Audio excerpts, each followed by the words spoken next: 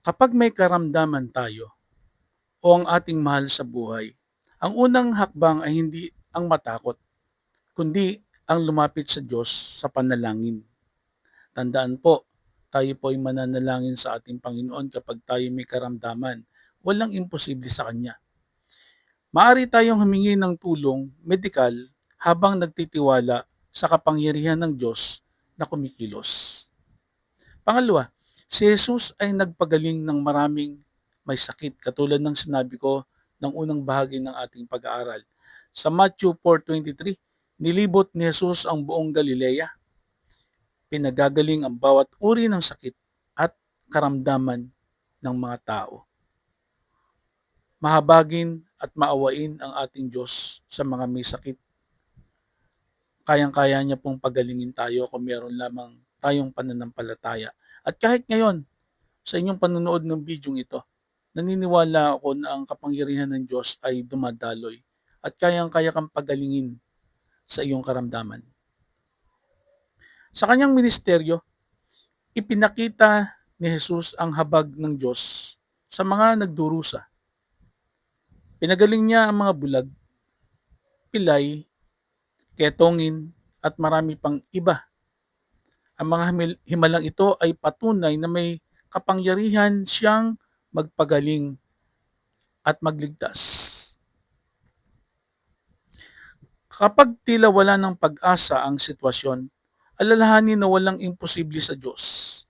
Ang ating pananampalataya ay hindi nakabatay sa kalagayan, kundi sa kapangyarihan ni Kristo. Pangatlo, ang pananampalataya ay mahalaga sa pagtanggap ng pagpapagaling.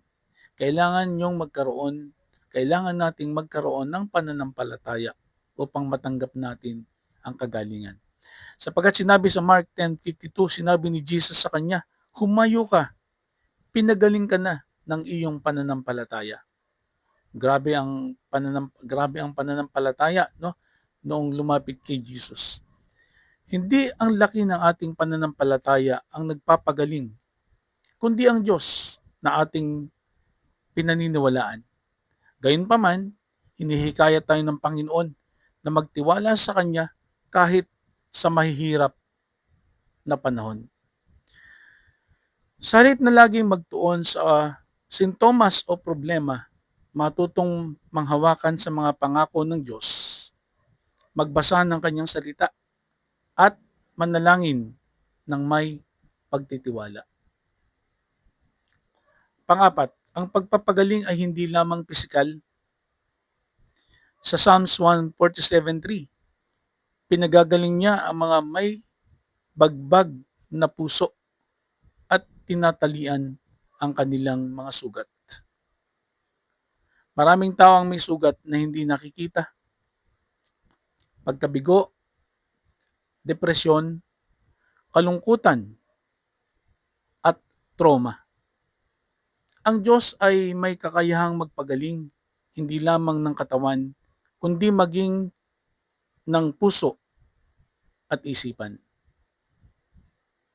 Kung ikaw ay nasaktan, huwag kimkimin ng sakit. Ibahagi ito sa Diyos sa panalangin. Maaari ring humingi ng suporta sa mga mapagkakatiwalaang kapatid sa pananampalataya at mga profesional kung kinakailangan. Pagpapatuloy po natin ito. To God be the glory.